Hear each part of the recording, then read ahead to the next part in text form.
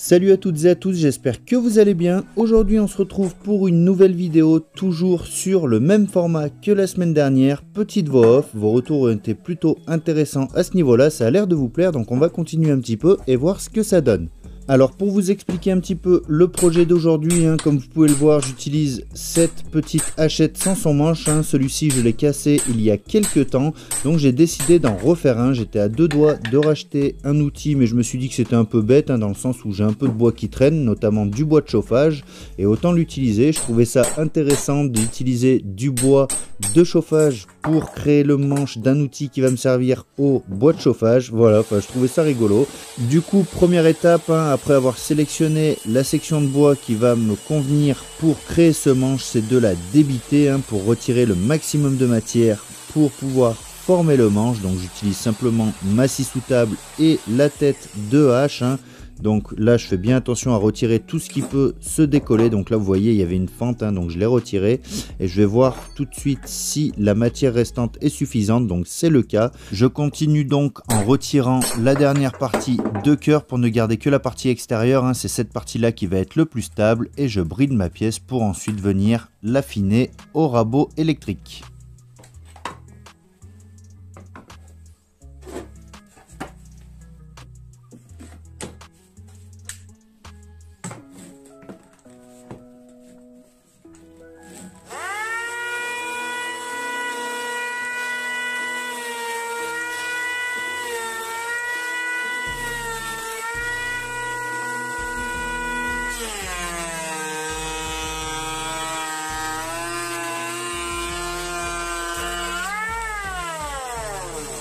Voilà qui est fait, j'ai donc ma première surface de référence et en ce faisant on peut s'apercevoir que le bois est très joli. D'ailleurs dites-moi si vous savez de quel bois il s'agit. Pour ma part je continue à réduire ma section, donc là je vais utiliser encore une fois mon chariot, je règle la hauteur de lame et j'utilise une petite cale pour ne pas avoir à mettre les mains trop près de la lame, c'est important. Dites-vous bien que quelques minutes d'analyse avant une opération peuvent vous éviter plusieurs jours d'hospitalisation. J'usine ma deuxième face grâce à mon rabot d'établi. Bien sûr vous auriez pu le faire au rabot à main, mais si vous voulez ce genre d'outils, sachez que tous mes outils sont référencés sur mon site internet, le lien est dans la description. J'ai retiré assez de matière, je peux maintenant marquer l'emplacement de ma tête de hache. Pour ça j'utilise simplement une bombe de peinture, c'est très pratique pour accéder dans des coins qui sont pas forcément accessibles à tous les coups et c'est très précis. Et vous pouvez remarquer que je n'ai pas centré l'emplacement de ma tête de hache, dans le sens où voilà, j'ai tout cet objet encore qui reste sur ma section, donc il va falloir que je puisse la retirer à l'aide d'une râpe. Bien sûr je vais tout former à la râpe dans cette vidéo, j'ai envie de travailler un peu manuellement, ça fait du bien de temps en temps. Donc voilà, l'aubier comme vous pouvez le voir c'est très mou, je peux pas laisser ça pour un manche d'outils ni pour grand chose d'ailleurs, enfin bref, ça c'est l'avis de tout un chacun. Et après m'être assuré que la matière restante était suffisante après le retrait de l'aubier, je peux former simplement le tenon qui va accueillir la tête de la hache.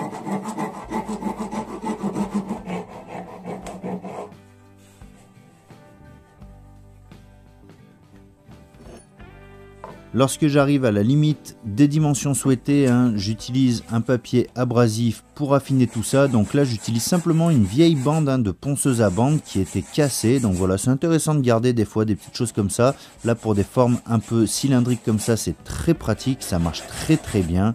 Et une fois que c'est fait, je peux insérer une première fois le manche sur la tête de hache.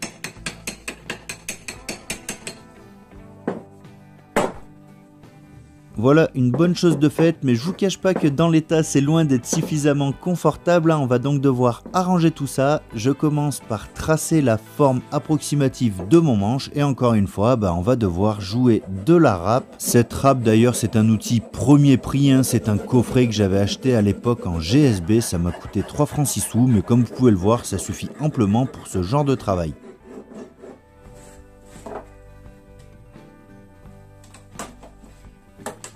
Lorsque la forme du manche me convient, je peux l'affiner toujours au papier abrasif. Alors là, je vous cache pas que l'étape de mise en forme du manche, on dirait pas comme ça, mais ça m'a pris quand même plus d'1 heure.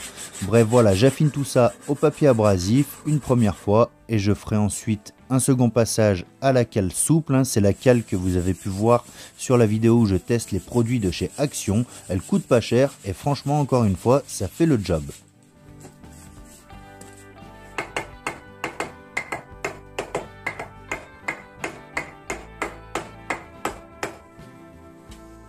Il est maintenant temps d'ajuster la jonction entre la tête et le manche pour avoir vraiment quelque chose de parfait. Ça va être l'occasion d'ailleurs pour moi de ressortir les ciseaux à bois. Je vais d'ailleurs profiter de ce court instant pour vous proposer de vous abonner à cette chaîne YouTube si le contenu vous plaît. C'est totalement gratuit, ça soutient énormément la chaîne et on approche doucement d'ailleurs des 50 000 abonnés. C'est assez fou, je n'aurais jamais cru en arriver là lorsque j'ai démarré cette chaîne. Bref, je vous prépare quelque chose bien sûr pour les 50 000 abonnés parce que c'est quand même un palier symbolique, même si ça ne reste que des chiffres, et derrière chaque chiffre il y a quand même une personne potentiellement qui regarde mes vidéos, donc merci à tous.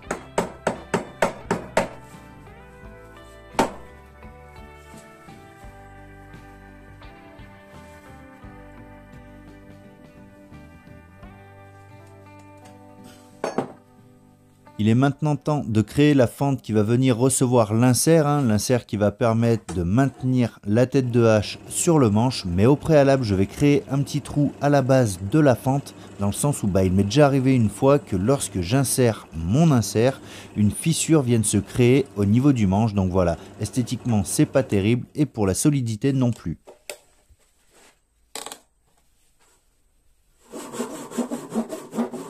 Alors c'est peut-être pas très clair mais je vais vous montrer ça. Donc voilà, ici j'ai ma fente qui va recevoir l'insert et le trou va permettre d'éviter justement qu'une fissure se crée au niveau du manche. Donc ceci étant fait, je peux passer au ponçage de finition. Ici on est sur un grain 120, jusqu'à présent j'utilisais du grain 80.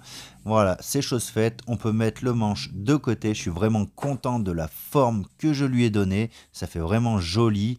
Et on va pouvoir passer maintenant à la partie de la tête de hache en y mettant un coup de propre. Pour ça j'utilise simplement un disque à lamelles, j'insiste pas trop, c'est vraiment pour du nettoyage, je ne vais pas trop enlever de matière. Je vous conseille d'ailleurs d'être vigilant lorsque vous procédez ainsi, dans le sens où avec le frottement ça va créer de la chaleur et il n'est jamais bien bon de faire trop chauffer ce type de métal, ça peut le dénaturer. Donc voilà, allez-y progressivement, laissez votre pièce refroidir entre quelques coups de disque et ça se passera très bien. Voilà qui me convient, je vais pas aller plus loin sur le nettoyage, on reste sur un outil qui va prendre des coups. Toutefois je vais quand même le graisser pour éviter la formation de rouille, ça aussi c'est très important. On est généralement sur des outils qui vont rester dans des lieux un peu humides, soit dehors, soit dans un cabanon, enfin bref. Donc voilà, le fait de huiler le métal, ça va limiter la propagation de la rouille. Pour le manche, je vais simplement utiliser un mélange huile de lin, essence de térébenthine sur un dosage à temps pour temps, donc 50-50.